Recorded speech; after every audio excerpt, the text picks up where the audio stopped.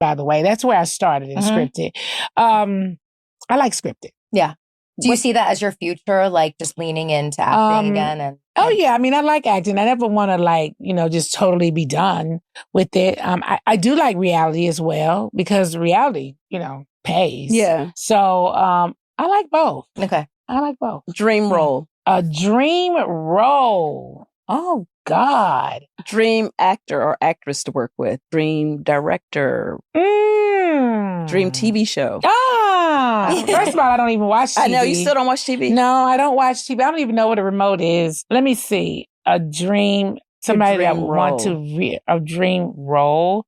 First of all, I would probably say because I do comedy so well, so I wouldn't want something like that. I was just going to say, do you want to do something more dramatic? Yeah, I would say more dramatic, more drama filled. Yeah. Because I would want them to see me in a way that they haven't. I feel like me doing comedy is easy. Yeah. Right? Yeah. So I could do that.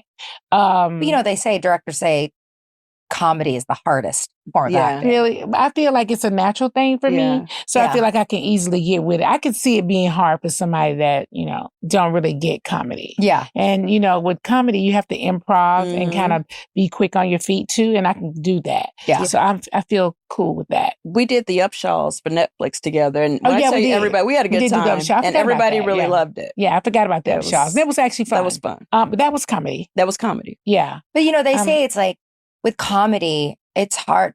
People don't want to connect with like beautiful women who are funny because they don't know how to be funny. Like that's what makes you such a great actor is that you are a beauty and you could be funny and people will take you seriously while they're combined. Yeah. I think people take me serious in comedy. Oh, yeah. Oh, for sure. She had a comedy tour. I did.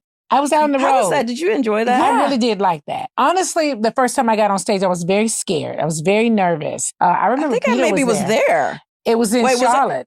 It was my first place, Charlotte. Okay. And I remember Peter coming. Oh, speaking of Peter. And we were sold out. It was at the Comedy Zone. Yes.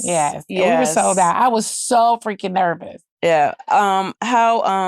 Have you spoken to Peter lately? Have you spoken to him since all these different things have happened? I get asked this a lot. I know you are very good friends with Peter, so...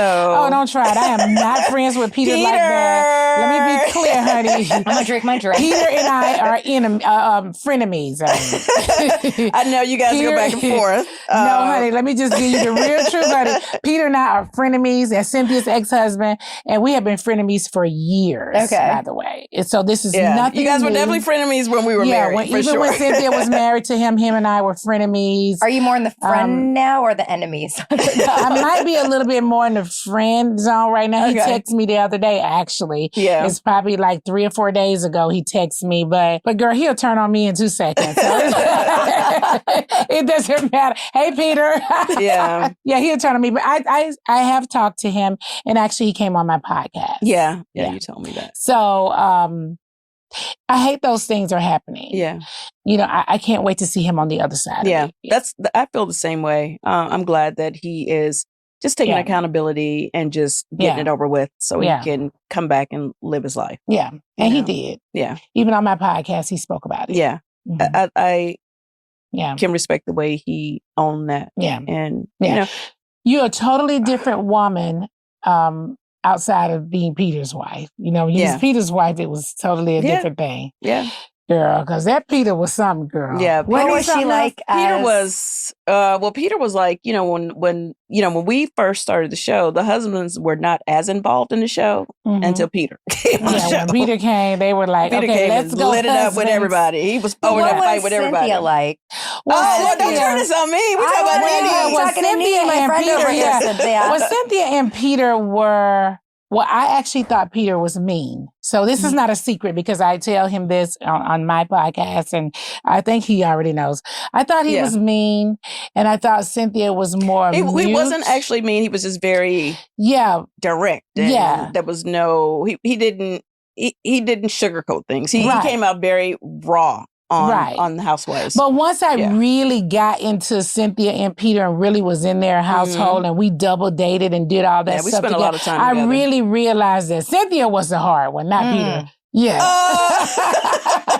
I really realized that Cynthia was actually over there. She was the problem. Yeah, she was the one over there beating up Peter. No. I was like, girl, you gonna beat Peter up. Is alive and well. I'm just saying. But for the most part, I do choose peace. But it takes a very strong woman to be with Peter Thomas.